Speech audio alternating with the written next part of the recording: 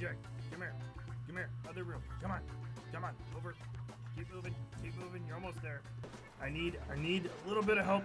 I need some help over in the corner here. Yeah. It's the pickle. You gotta come over to the pickle. Come over to the pickle, and you gotta. Are we doing this bit? Yeah. You gotta flip me over. We're doing the bit. Flip me over. You know, it's swear it is. Everybody knows what this episode is. They read the title, the thumbnail. This is totally pointless. It's worth the reveal. Just there we go. Yeah. LEGO Pickle Rick! LEGO Pickle Rick in the house, that's right! Is that it? I mean, honestly, it's okay. It's nothing special. I don't know why you're making such a big deal about this. It's not a big deal, it's a pickle! What else do you need? It's a LEGO Pickle Rick. That's all you need. And hey, change my face. Yeah.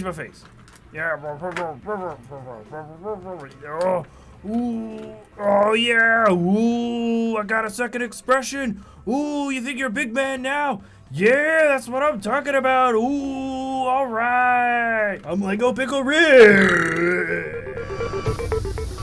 Hey everybody, welcome to BrickVault. My name's Jack. Today is a LEGO mock build episode. This is my own personal design. We've got LEGO Pickle Rick. So I'm going to talk about sort of how I came to build the guy, the seed piece and everything like that. And we're going to have a very comprehensive how-to if you want to build this pickle yourself. So anyways, let's get into it. Now, if you've been watching this channel for a while, you'll know that we're no strangers to making LEGO Rick and Morty mocks. So how did Pickle Rick start? Well, Pickle Rick started the same way every LEGO mock starts, and that's with a seed piece. Once I saw this blue hot dog piece coming in the form of BMO's arm from Dimensions, I was like, that's perfect for his eyebrows. We can make Rick from there. And the rest fell into place pretty quickly. This is a shot of me opening up the very last BrickLink order to get the proper wheel well piece in dark green to complete the mock. And actually in the beginning of this, I used a ton of random parts that were totally not the right color just in order to figure out the proper shape that I needed. So first things first, how does this guy scale? Here he is next to a banana for scale, or the banana guy for scale. And also this is sort of equally unhelpful. I found the largest pickle I could find in a grocery store, and there you can see the color is quite different. Though this pickle was pretty spicy, I have a feeling it was a little bit more yellow than maybe your average pickle you'd normally find. Doesn't really matter. And here is Pickle Rick on the rotation table going around. Generally speaking, yeah, it could have been better to find him in a slightly more green version of him, maybe the regular green or a lot of the olive green. I could have played around with the color variation a little bit. He is entirely dark green though, because in order to have him made out of the parts that he is right now and be a consistent solid color, this is the only thing that comes in dark green. And if I really wanted to, I could also have added some of those little dimples or wart-like looking things that's on the outside of a pickled cucumber that you normally have. I could play around with that if I really wanted to, but I just kind of like the smoothness right now. And you'll note that the plates stick out in tiny little corners here and there ever so slightly, and that is because this guy is built sort of sectionally and he does have the ability to bend and wobble just a little bit. It started with the idea that at some point I did need to change the studs at a certain point, so at around the midsection there wasn't going to be a solid connection that's held together with a flexi tube, and I kind of embraced that idea all throughout the body, so there was a little bit more consistency. I guess it resembles sort of the physical attributes of a pickle. I don't really know. I just thought it was going to be weird for one section to be slightly separated and not the others. The main focus though of Pickle Rick is definitely the face. I feel like I got a decent amount of recognizability of the character. The eyebrow definitely works, and I tried to imitate the eyes as best I could, and I'm not entirely happy with the way the mouth was designed. I think the wheel wells adds a really fun dimension to sort of the big sort of elastic shape of his mouth, but the rubber band piece, though it has a little bit of a guiding line to kind of show the connection point, isn't the best way to do it, and I haven't really figured out exactly how I want to change that in the future. Now you can shift the eyebrow around a little bit if you want. It can sort of change the expressions on his face, but I am a bit bummed that I can't just get him to look regular happy. There I would really have to sort of redesign the entire build for the mouth, but I don't think it's undoable. Here is me switching out the mouthpiece though. I did have one alternate expression, and because the piece is so easy to modularly change in and out, I have a feeling I'm probably going to be making a few more in the future as well, just for fun. Now I figure it's about that time to get into the sort of how-to to build the Pickle Rick, and I should preface this beforehand by saying that we did a live stream of this build, and I have it linked in the video description below if you want to see the longer version that's a lot more detailed and you can really see every basically every single piece going together. Here I'm taking the Pickle Rick apart and organizing it in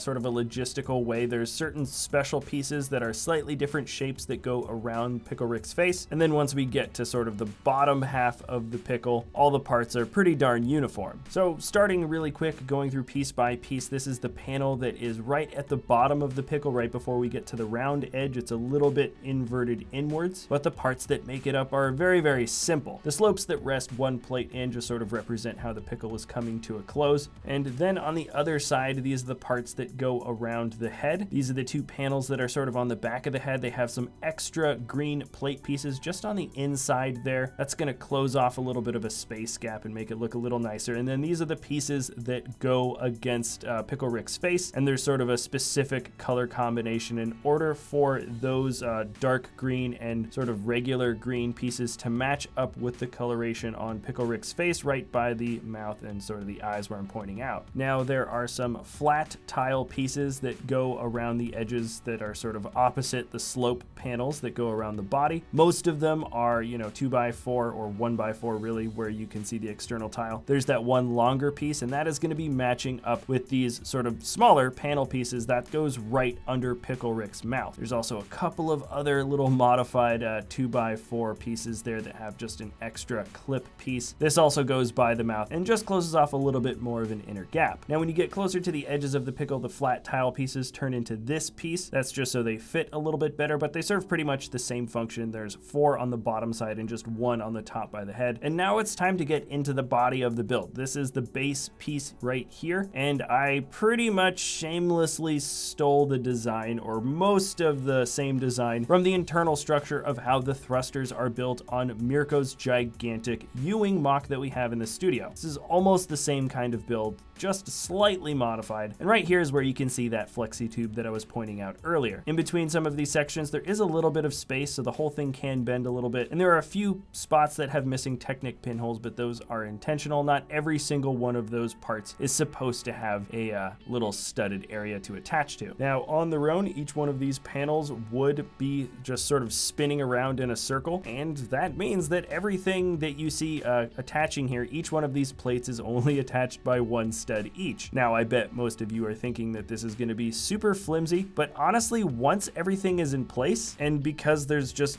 so much roundness and there isn't a lot of tension being able to pull anything away, all the plates stay on very, very solid. On the live stream, I struggled with this concept maybe a little bit more than I did in this take, and that's because there is kind of a rhyme and reason as to how you want to be attaching each of these parts. You can see I'm kind of going 2 layers at a time, and that's to avoid the panel pieces spinning around and possibly falling off. During the construction of the pickle, I have to admit it is a little bit more delicate, but once all the pieces actually fit, that's when this thing feels super, super solid. Now that the bottom half is pretty much complete, you can see that that top round 4x4 brick has all the open studs except for that one pin at the top. That is the pin that indicates where Pickle Rick's face, or at least his eyes and eyebrows, are going to go. From there, you can start putting on the sort of specialized pieces. Most of the pieces at this point are a little bit specialized, and I think I just realized that it shouldn't have been the 2x4 piece, but instead the 2x6 tile piece that kind of pops up a little bit more. After that, it's adding the 2x4 pieces that have that little modified clip that sticks out just a little bit more, that ends up filling in a little bit of an open space by the mouth, but we're not going to put the mouth on just yet. I sort of like to save that for the last part. And actually, these parts in the back are the last 3 normal pieces that we add onto Pickle Rick. Everything else here is just a little bit specialized based on how a few of those green plate pieces are arranged on these sort of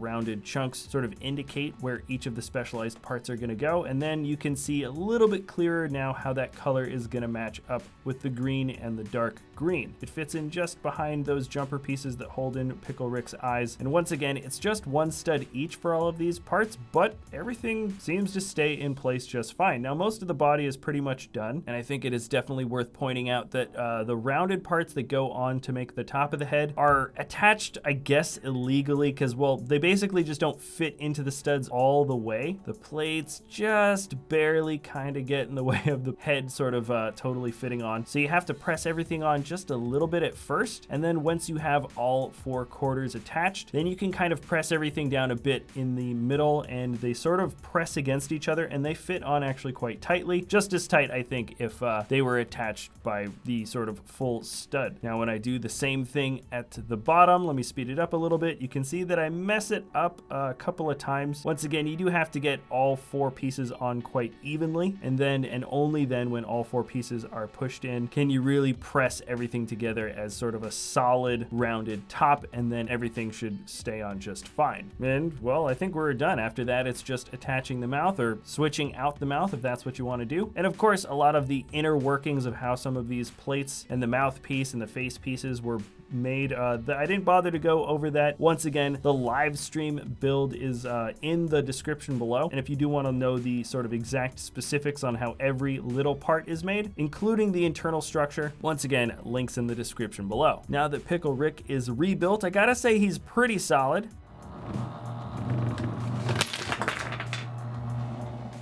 Or at least the parts that break off of them when you drop them are easy to put back on. I think that's probably a safer statement to say. And kudos to you guys who stuck around in the episode this long in the game. We tried testing out Pickle Rick on the animals in my apartment. Unfortunately, we had 0 reaction from the cat, but better luck with the dog for sure.